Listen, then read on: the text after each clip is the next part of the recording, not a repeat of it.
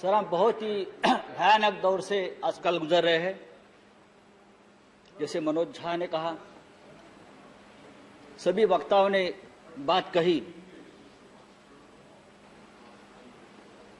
रामनाथ ठाकुर जी नहीं है, तालियां बजाओ थालियां बजाओ, फिर गालियां भी खानी पड़ती है। देखिए, हम विज्ञानवाद में जी रहे हैं। प्रधानमंत्री जी ने कहा था, महाभारत का युद्ध 18 दिन चला और जीत गए। हमें 21 दिन चाहिए कोरोना का युद्ध जीतने के लिए।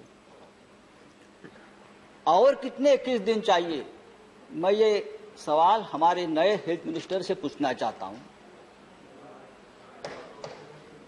इसलिए कि एक युद्ध में, 2 साल के युद्ध में एक हेल्थ मिनिस्टर का तो बलि का बकरा बना दिया। अब हम आपसे उम्मीद करते हैं, ये कोई राजनीति का विषय नहीं है, ये कोई श्रेयवाद की लड़ाई नहीं है, ये कोई जुमलेबाजी का विषय नहीं है, ये एक राष्ट्रीय आपत्ति है। और हम सब लोग, चाहे देश हो, चाहे राज्य हो, चाहे गांव हो, हम सब इस राष्ट्रीय आपत्ति से अपने अपने स्तर पर लड़ रहे हैं। हम सभी ने यहां जो बैठे, हम सभी ने इस काल में किसी ने किसी को, नजदीक व्यक्ति को खोया है। चाहे परिवार में हो, चाहे मित्र हो, चाहे यहाँ के हमारे साथी हो। यहाँ राजू सातव जी, अहमद पटेल जी, महापात्रा जी, सुरेश आंगड़ी जी, वहां लोकसभा में एक्स मेंबर्स, सभी को हमने खोया है। और तकलीफ है, राजीव सातव तो 2 दिन पहले हमसे बात कर रहे थे हॉस्पिटल से, वीडियो कॉल पे। 2 दिन पहले हमसे बात की उसने। ऐसा मंजर हमने कभी नहीं देखा। स्मशान में 24-24 घंटे तक मृतकों की कतार लगी रही थी। एम्बुलेंस 2-2 दिन स्मशानों के बाहर एम्बुलेंस लगी रहती थी। गंगा के जहां गंगा का प्रवाह चलता है, पटना तक, बंगाल तक, वहां तक ये कोरोना के जो मृतों के शरीर तैरते तैरते वहां तक जाते थे, हजारों। लेकिन कल वाराणसी में हमारे प्रधानमंत्री जी गए, वहां बहुत प्रशंसा की। वाराणसी में तो सबसे ज्यादा, देखिए क्या गंगा मैया झूठ बोल रही थी, जो अपने साथ इतने शवों को लेकर हमारे सामने आ रही थी। गंगा मैया तो झूठ नहीं बोल रही थी। जिस तरह से, जी हाँ, और जिस तरह से गंगा के किनारे, जिस तरह से गंगा के किनारे हजारों शवों को दफनाया गया जैसे भी लाकर, वो हम सबने देखा है, पूरे विश्व में देखा है। और इस शवों का अपमान, डिग्निफाइड मौत नहीं मिली उनको, अंत संस्कार नहीं हुआ।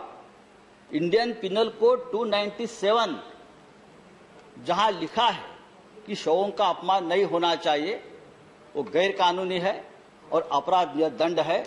लेकिन हमने हजारों शवों को इस तरह से फिर एक बार मारा है, कुचला है और अपराध किया है।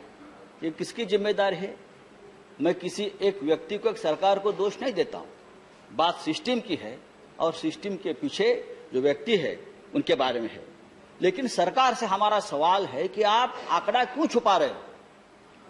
कितने लोग हमसे बिछड़ गए, आप बताइए, सही आंकड़ा बताइए। जो रिपोर्ट्स है वो सरकार से, सरकारी आंकड़े से ज्यादा है, सही बताए। देश में देखिए, महाराष्ट्र और राज्य की बात छोड़ दीजिए, चेयर को एड्रेस कीजिए। हाँ चेयर, देखिए आप उनको बताइए। नहीं प्लीज आप एड्रेस करें। आज भी लॉकडाउन चल रहा है सर। लॉकडाउन का अपना एक दर्द है, लेकिन सिर्फ लॉकडाउन यही एकमात्र उपाय या मात्रा नहीं है। बात अगर हम वैक्सीनेशन की करते हैं तो पूरे, अरे महाराष्ट्र तो करेगा, महाराष्ट्र तो सबसे ज्यादा है। सुप्रीम कोर्ट ने कहा है महाराष्ट्र मॉडल पूरे देश में लगाइए, आप लगाएंगे? ये सुप्रीम कोर्ट का आदेश है कि मुंबई मॉडल को आप इस्तेमाल करिए। ये मद्रास हाईकोर्ट का आदेश है कि मुंबई मॉडल को आप ऑक्सीजन के डिस्ट्रीब्यूशन और कोविड सेंटर के बारे में जो कहा है, आप पढ़ लीजिए सुप्रीम कोर्ट का ऑर्डर। आप क्या मुझे बता रहे हो महाराष्ट्र? आप आकर देखिए महाराष्ट्र की सरकार क्या कर रही है, आप आकर देखिए एक बार। संजय जी आप समाप्त कीजिए। संजय जी आप समाप्त इंडिया संजय जी इंडिया समाप्त कीजिए आप नहीं कुछ नहीं योर टाइम इज ओवर क्या योर टाइम इज ओवर अरे अभी तो मैंने यू हैव शुरू भी 5 नहीं किया है। Minutes your time is over नहीं मेरा टाइम कितना है आप 5 बताइए मिनट्स 5 मिनट्स तो 5 मिनट नहीं हो गया है नहीं हो गया 5 मिनट नहीं हुआ है। यू स्टार्टेड ऑन आपका टाइम 3 बंद तो सर तो लॉकडाउन चल रहा है लॉकडाउन चलता रहेगा लेकिन मास वैक्सीनेशन नहीं इससे चलेगा हमारे देश में अब तक कितने वैक्सीनेशन हम कर चुके हैं 125 करोड़ का देश है कितने % हम वैक्सीन अब तक कर चुके हैं आज भी देखिए पूरे देश में चाहे महाराष्ट्र के कुछ शहर हो चाहे बिहार हो चाहे उत्तर प्रदेश हो वैक्सीनेशन की शॉर्टेज है थैंक यू संजय जी आज भी वैक्सीनेशन सेंटर पर लोग दंगा कर रहे हैं thank you Sanjay ji next speaker नहीं और हमने 6 करोड़ वैक्सीन विदेश में भेज दिए हमने 9,000 मेट्रिक टन ऑक्सीजन विदेश में भेज दिया है नहीं आप समाप्त करिए प्लीज इससे हमारी हेल्थ केयर की पूरी पोल खोल प्लीज समाप्त कीजिए आप संजय जी